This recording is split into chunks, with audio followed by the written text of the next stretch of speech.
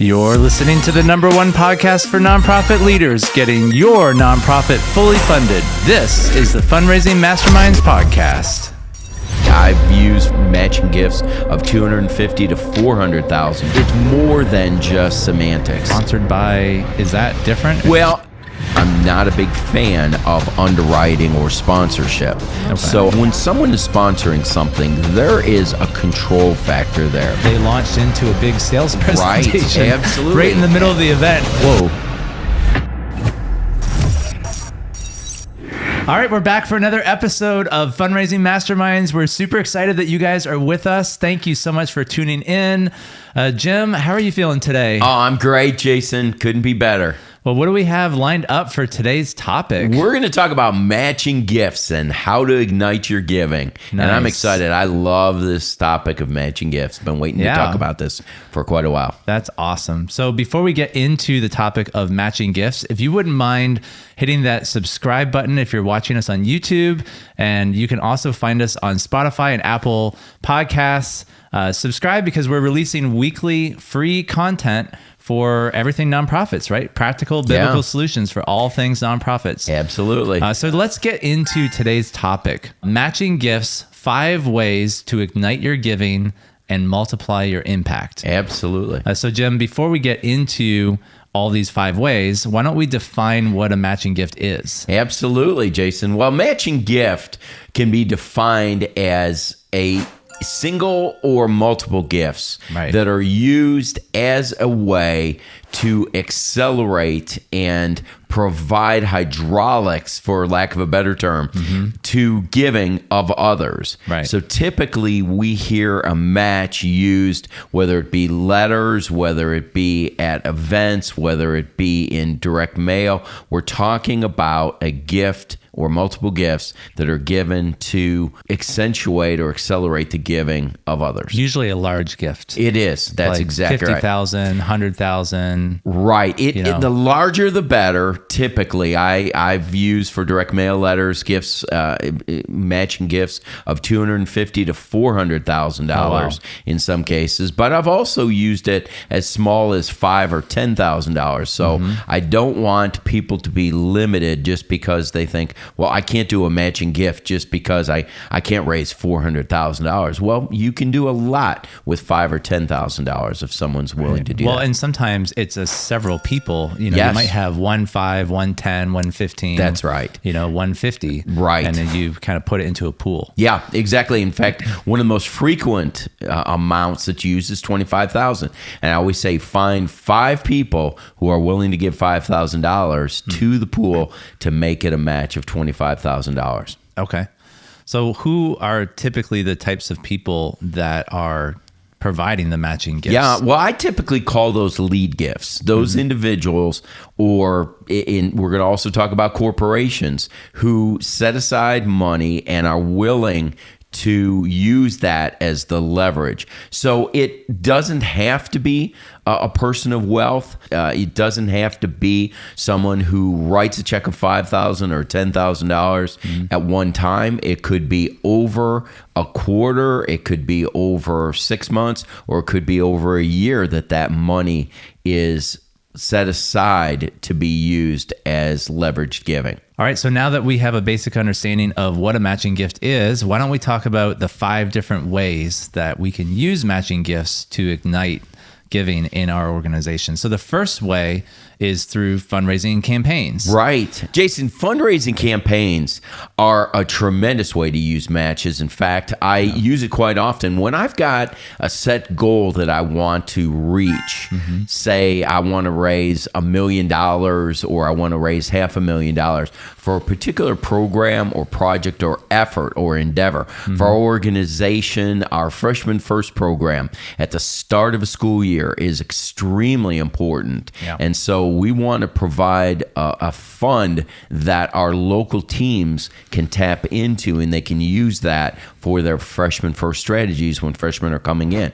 So during the summertime, we typically will have a campaign that's directed at raising $400,000, $500,000 for that Freshman First, and we'll present it in multiple ways. We'll present it to major donors as a way to provide the seed money or the seed capital that will start off the campaign, but then we'll follow up on the heels of that with a direct mail letter that will offer the possibility of having their giving matched, but also we'll follow up with a phone call off those letters that will offer the matching gift opportunity. Right. So what we typically need to do in that case is to find those lead gifts, that single lead gift or multiple gifts. And we'll start with as much as, like I said, like as much as $250,000, but we've had as much as $400,000 in the past. Well, that's great. The second way we can use matching gift is through a corporate partnership. Well, absolutely, Jason. In fact, I talked about in the campaigns having those lead gifts, and a lot of times that's one or multiple individuals who act to your lead gift. In this case, we're talking about a corporation or a business that acts as the lead gift. So they are providing that lead money that will be used to be matched through the giving of others. And so coming alongside a corporation and asking them to be the partner or the lead gift for this really benefits them because it presents an opportunity for them to have exposure. Right. It provides that partnership between business and nonprofit, which a lot of nonprofit organizations like to have corporations backing them up. Right. But those corporations also like to be seen as very philanthropic, and they want to be partners with nonprofit organizations. I mean, this sounds a lot like what we would call like a corporate sponsor. You know, a lot of times you'll see, you know, sponsored by, you know, so-and-so. Is that different? Or is it what we're talking about a little different? It's a form, definitely, Jason, of the sponsorship. Now, if you followed any of our podcasts at all, you know that I'm not a big fan of underwriting or sponsorship. Okay. So I understand that a corporation does like to use this as PR, but I like to emphasize the partnership versus the underwriting or sponsorship, because when people hear that a corporation has sponsored or underwritten something, they think, okay, they've got deep pockets who are helping to fund. And as a result, the person in the seat or the person receiving the direct mail letter is thinking, why do they need me if they've got this big corporation helping them? So I focus more on the partnership together than a sponsorship with that. Just a wording semantic, or is it actually different? It is. I mean, it is. It's more than just semantics. We're talking about the way that you work with the corporation, because when someone is sponsoring something, there is a control factor there. They want to make sure that their name is on everything. They want their logo. Sometimes they even want time on the stage if you're using this for an event, a golf event, whatever. Yeah, you told me a few times of some people who who was it? It was someone recent. You said, you know, they wanted a few minutes on stage, and they got on stage and they took like 10, 20. Yeah, it was actually 20 minutes. And they launched into a big sales presentation. Right, absolutely. Right in the middle of the event, and it's like, right, absolutely. Whoa. Yeah, not the kind of situation you want to put yourself in. So partnership really kind of shows a unifying, collaborative, 50-50 type of proposition versus sponsorship. It's perceived that someone owns something and they control something. Right. So it's really important that the corporations understand that this is a partnership, that they're not purchasing a banner, or they're not going to have their logo everywhere, but they're really partnering with the organization to help the organization. But they're going to receive some benefit. They're going to get name recognition. Right? Yeah, they will. With a partnership, but it's really the controlling factor that we talked about. All right. So the third way that a matching gift can be used to benefit the organization is that it really helps motivate the actual donors who are getting your appeal. A lot of times when they see that, you know, something's being matched, they're going to be more incentivized to give more. You know, because if I received a letter in the mail and I was thinking, well, you know, I'll give $100. Well, if my $100 is going to be matched, you know, I'm going to be more excited to give $200, because knowing like, well, if I give $200 or $300, you know, that'll make up a $400 or $600 gift? Well, Jason, my experience with matching gifts, really, I've used matching gifts for decades, but especially since 2005. We had a downturn in the economy in 2005, and I really started seeing that people were very wary of how much money they gave and who they gave it to. And I started seeing that people were looking for ways to maximize their giving. And I started testing the concept of a matching gift so that if someone gave $2,500, it would become $5,000. $5,000 would become $10,000 would become $20,000. So that is one way to incentivize. But also, too, this is a great way to get new partners or new donors to your organization. Right. I can't tell you how many times I've had a lead gift person say to me, Jim, I would like my money to be used specifically for new gifts. So not just anybody who's given before, but use this match as a way to bring in new donors. And a lot of times when people will hear there's a matching gift opportunity, that's something they want to jump on when they may not have given to the organization just normally. So it is a great way to encourage your current donors, but it's also a great way to get new partners as well. Yeah, and I've used matching gifts at like Giving Tuesday. Right. I know I've done a few Giving Tuesday campaigns online with my Zambia ministry. Right. And a lot of times I will see an influx of giving from brand new people who've never given before because there's a match. Right. And a lot of times if I try to do a campaign without a match, I just don't see the level of involvement, Right. And so it really does motivate people to get involved, and especially, new people. Right. If you've been able to grow your base, and you've gotten more people interested, you might get a lot more first-time gifts. And it's so important to understand that matching gifts are not for everyone, Jason. I have got a couple major donors that help our organization that are just really opposed to matching gifts. They don't feel like it really does what it says it should do. However, they have also been gracious to say, I don't believe necessarily it's going to work, but I'm happy to give you my money to at least try it.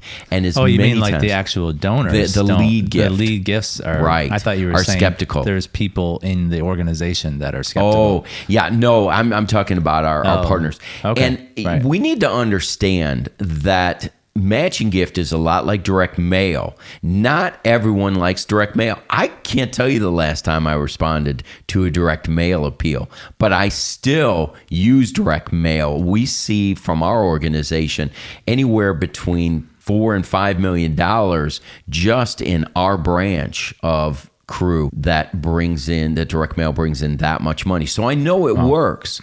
It doesn't work for me, but that doesn't mean that I'm imposing my beliefs on whether something is effective. It's exactly the same way with matching gifts. There are people who don't like matching gifts, but that doesn't mean that you shouldn't use it and shouldn't do it, because it's a great way to accelerate giving. The fourth way that we can use matching gifts to ignite giving is through what we call cultivating more major donors. Right. And what we mean by this is that, it gives you the opportunity to meet new donors, right? New major donors. Because in order to get matching gifts, you have to do some face-to-face appointments. Right. You might have to look at your top 20, top 10% of your giving. Right. And determine who are the people who are supporting our organization and get in front of them. Right. What is your experience with cultivating major donors? Right. Well, this is a great way to form a partnership between your board and new or existing major donors. I always love to plug my board or key major donors into the process by providing leveraged giving. And you can use that matching effort to go to new or even current major donors and challenge them to be part of your effort. Major donors really do understand leverage giving. There's a lot of people who are not business minded and they don't understand leveraged giving. Right. But generally entrepreneurs especially understand leverage giving. That seed money, that seed capital, those angel investors, as our entrepreneurs understand them, are a great way to plug in and pull in your major donors, get them involved in the process. And so as a result, you're using matching gifts as a way to pull individuals, especially major donors, into your organization and get them involved by providing that match, because their money, essentially will be matched at any size. Yeah, I love that, because a lot of times the major donors, or the big money as we like to call it sometimes, these people really are motivated by big impact. A lot of times they're a lot of times entrepreneurs or business owners, and they are visionaries, and they really want to see big things happen, And so a lot of times, it might seem to you like, well, if you could just give a gift of 500 or 1,000, that would be adequate. But they want to see big things happen. So they're more motivated by, seeing 50,000 or 100,000 be raised, because they know that that's really going to make things happen. They get excited when you come to them and say, look, we want to take your 50,000, we want to multiply it to 100,000. Or I've even seen organizations where they have double or triple. I know the Jesus Film Project, I've seen a few of their direct mail letters, and they'll say, 3x your gift. So that means that they have 2 or 3 matching gifts to your one. One. And that really gets me excited. I mean, if I can give $100 and it turns into $300, and that's another strategy, is you can potentially have a matching gift go into a pool where it's just doubling. Or you could get 2 or 3 50,000, or 2 or 3 10,000, instead of pooling it together. Stack them on top of one another, and say, your gift is going to be tripled, up to the first 10,000 or something like that. Yeah, absolutely. The fifth way that we can use matching gifts is through what we call the employee giving program. Now, this is kind of similar to the corporate thing, but the corporate one was more external, where the corporation is engaging the nonprofit. This is more internal. So Jim, tell us a little bit about this. Well, all corporations are really looking at their public image and how are they viewed by the public and the community. And so within this is a way a lot of corporations will use to really provide public awareness that we are philanthropic, we're a giving organization, we're giving back to the community. So what they provide for their employees is an opportunity for their employees to be plugged in to the community themselves. And the employer will agree to match any giving given to specific organizations by their employees. Now, again, there are prerequisites on that. It's not any organization, because if it's a controversial organization, they'll want to scrutinize that. And unfortunately, some of our pro-life organizations may get hit by those things. But it is a great way. How does it work? Well, be generous. Be generous with your money. Does it come off their paycheck or what? No. You have to fill out forms and verify. So you give a gift to a nonprofit, then you send a form that the corporation has to the nonprofit. The nonprofit verifies that Jason and Jennifer Galasinski. But it has to be, you have to be an employee. You do, yeah. So let's say you're an employee of Exxon, okay, and you give to the Heart of Zambia. Then they have a form that they give to their employee, which is Jason and Jennifer, and they give that to the Heart of Zambia. Heart of Zambia says, yes, I confirm that Jason and Jennifer gave $1,000 on December 31st to this. That form comes back to Exxon. Exxon then sends a check back sends another 1,000 of their money to Heart of Zambia. But again, that's not every organization, right? No, it's major corporations. Yeah. Not everyone can do that. Do you actually have examples in Crew of how that's worked out? Oh, absolutely. Yeah. In fact, we actually have a program to promote those corporations who do match their employees' giving. And in fact, we've got that on our website that if individuals are interested in finding out what corporations do match that money, because it's amazing how often people probably don't know. They don't even know that their own organization does. So how do you, is there like some kind of website or something that you can go to look to see if the company that you work for even offers this program? You can. In fact, if you Google corporate sponsorship programs or corporate matching programs, you can find out which corporations do that. Now, again, it's generally larger corporations that do that, that you have can probably foundations. Talk to the HR department. You can, right. Or It'd be a good thing to check out, for sure. Oh, absolutely. You might be working for a large organization that might offer this. And it could be a way that you could funnel some extra money towards a nonprofit that you love and support. Right. Exactly. This has been great, Jim. Let's sum up the 5 ways that you can use matching gifts to ignite giving in your organization. So the first way is through fundraising campaigns. Right. We talked about that. Second way is through corporate partnership. Right. The third way is through donor engagement and motivation. Yeah. The fourth way is cultivating major donors. Right. And the fifth way is through employee giving programs. Right. Well, Jim, you work for a worldwide organization called Crew. Right. It raises millions and millions of dollars all over the world. Right. I'm sure that you have had plenty of experience using matching gifts, but I'm really curious to know, like, what is the number one way that you see the matching gift used to be most effective? Well, I talked about earlier the fact that I definitely use it for mail. I definitely use it for individual appointments with people. But I can tell you one of the most effective ways is through your dinner strategy. And we do the Perfect Vision Dinner Strategy. And from my standpoint, matching gifts are a game changer. And I don't use that term lightly when I say game changer.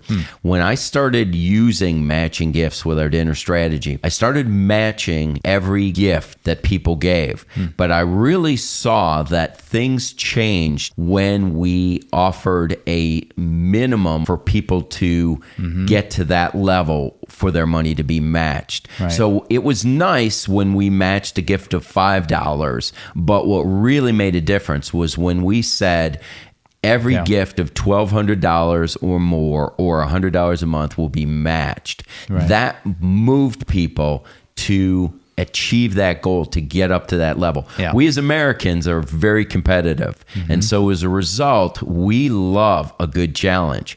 And trying to get people up to that level, I can't tell you how often people have said to me, well, I was planning on giving $500, but now I'm going to give $1,200. Or I'll see that on a response envelope, they put, $500 tonight and then $1,200 over the next 12 months. And so it is really, it's really been a game changer in that. And I would love for everyone to take our course and find out how we maximize that in the Perfect Vision Dinner Strategy. Yeah, well, let me tell you a little bit about the course, because this is kind of a new opportunity and it's a new thing that we're doing. Even though Jim has been doing vision dinners and he's been teaching and coaching people for vision dinners for 38 plus years, Jim actually is probably the most qualified person on the face of the earth, in my opinion, to be teaching people about vision dinners, because he has personally done over 2,500 vision dinners and he averages 80 to 100 a year. And so I don't think there's anyone more qualified on the face of this earth than Jim Dempsey to be teaching us about vision dinners. We have a lot to learn. Jim has experienced everything that could possibly go wrong and everything that could possibly go right. And we've taken all that experience and we've wrapped it up into a beautiful package called the Perfect Vision Dinner. And this is a newer online program because honestly, Jim, you've been working with nonprofits other than Crew for years. Since 1990. Yeah. Yes. But you can only handle teaching so many people. Right? You can't teach 100 people a year. You just don't have the capacity. No. It just takes too much time. And so we've been talking about putting together an online training program for years. I remember going back to 2003 or 2004 Right. we were like, man, we really need to get this material out. Right. But it really wasn't until COVID hit that, we actually had the time to sit down and create this program. That's right. So I'm really excited about this because now you can be involved in learning about the Perfect Vision Dinner strategy that Jim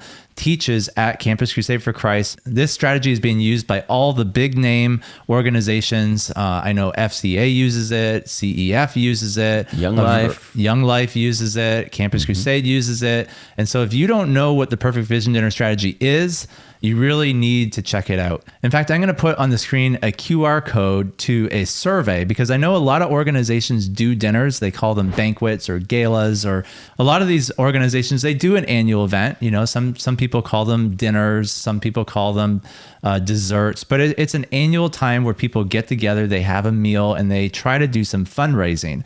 So if you are doing that already, I would highly recommend that you scan the QR code on the screen. It's going to take you to a survey where we're going to ask you 14 specific questions.